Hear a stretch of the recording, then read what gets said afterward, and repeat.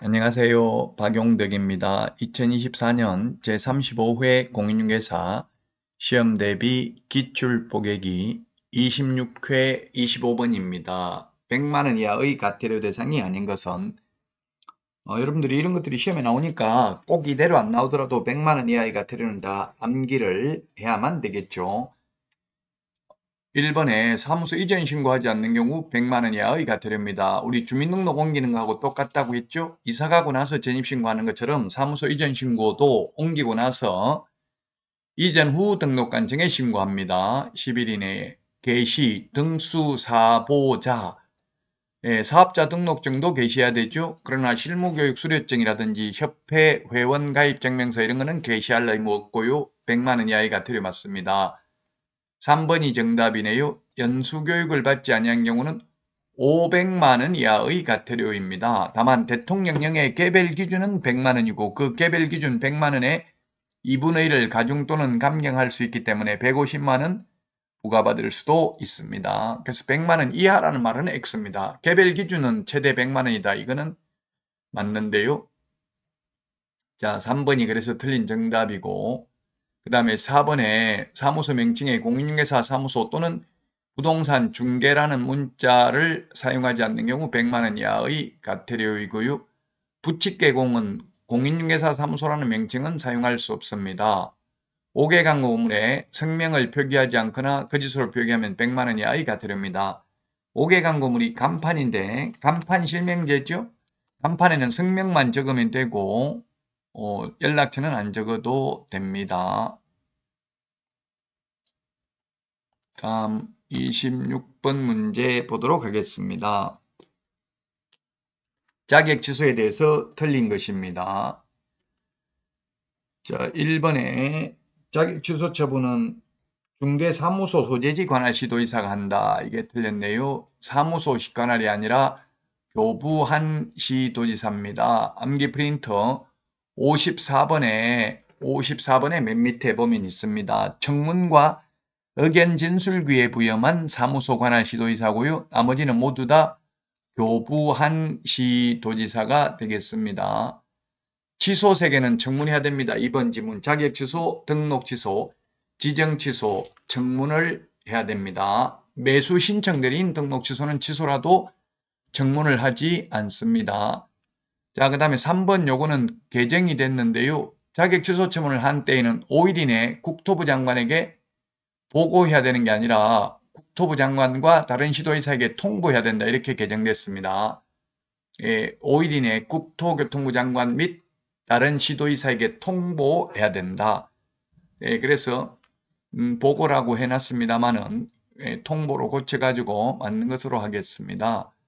자, 그 다음에 4번 자격 취소 처분을 받아서 자격증을 반납하고자 하는 자는 그 처분을 받은 날로부터 7일 이내에 반납해야 된다. 암기 프린터 39번에 3, 4, 5번에 있는데 자격 취소, 등록 취소, 매수 신청 내린 등록 취소 모두 7일 이내 반납입니다. 7일 이내 반납을 해야 된다. 자, 그 다음에 5번입니다. 자격 취소된 자는 그 자격증을 교부한 시도지사에게 그 자격증을 반납해야 된다. 자격 취소, 자격증 재교부, 자격증 반납, 미반납 시 과태료부가 모두 다 교부한 시도지사고 청문과 의견 진술규에 부여만 사무소 관할 시도지사가 되겠습니다. 1번이 정답이 되겠습니다. 다음은 27번 문제입니다. 공인중개사 법령의 내용으로 옳은 것입니다. 옳은 것. 1번 등록관청은 거래사 예방교육을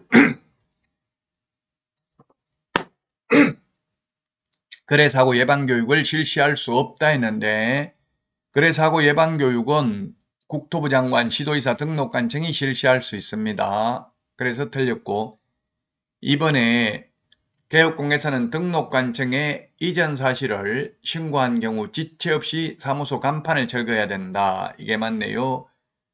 지체 없이 간판 철거해야 된다고 명시되어 있는 것은 사무소 이전, 폐업, 등록 취소 3가지입니다.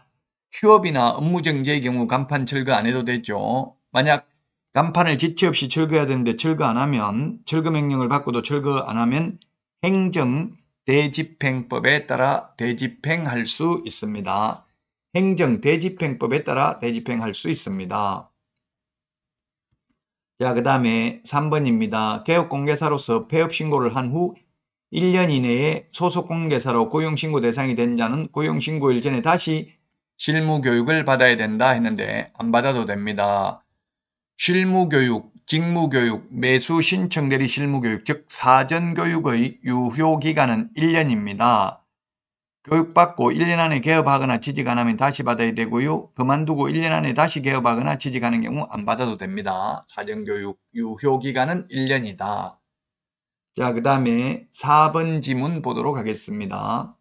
개업공개사가 조직한 사업자단체가 독점규제 및 공정거래에 관한 법률을 위반하여 공정거래위원회로부터 과징금 처분을 최근 2년 이내에 2회 이상 받은 경우 공인중개사 자격이 취소된다 했는데 공인중개사 자격이 취소되는 게 아니라 등록이 취소될 수 있습니다.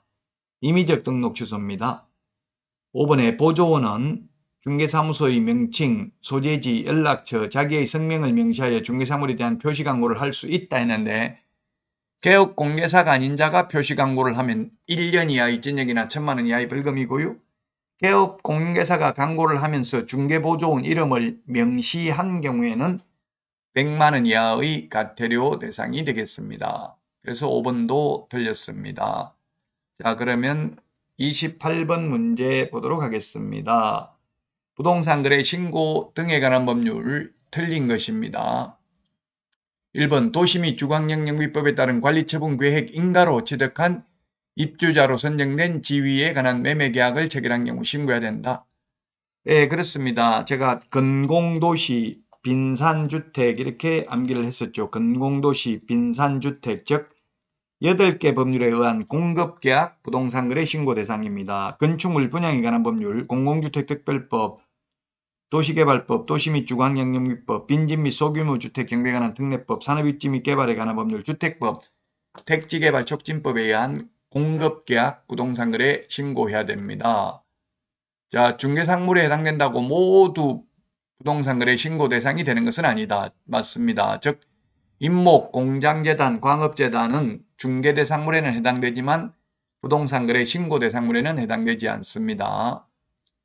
3번 부동산거래 신고를 받은 신고관청은 그 신고 내용을 확인한 후 신고인에게 신고 필증을 지체 없이 발급해야 됩니다. 지체 없이 발급해야 된다. 4번 거래 신고하려는 개업공개사는 신고서에 서명 또는 날인하여 부동산 중개사무소 소재지 등록관청에 제출해야 되는 게 아니고 부동산 소재지 신고관청에 제출해야 됩니다. 중개사무소 소재지 등록관청 아니고요. 자, 그래서 틀렸습니다. 중개대상물, 즉 부동산 소재지 신고관청에 제출을 해야만 됩니다. 5번 거래계약 신고를 해야 되는 개업공개사의 위임을 받은 소속공개사는 부동산거래계약 신고서 제출을 대행할 수 있다. 소속공개사는 제출을 대행할 수 있고 보조원은 제출을 대행할 수 없습니다. 전자문서의 경우에는 대리인이 할 수 없고 본인이 부동산거래 신고를 해야만 합니다. 자, 이번 시간 여기까지 하고요. 다음 시간에 찾아뵙겠습니다. 다음 시간에 만나요. 안녕.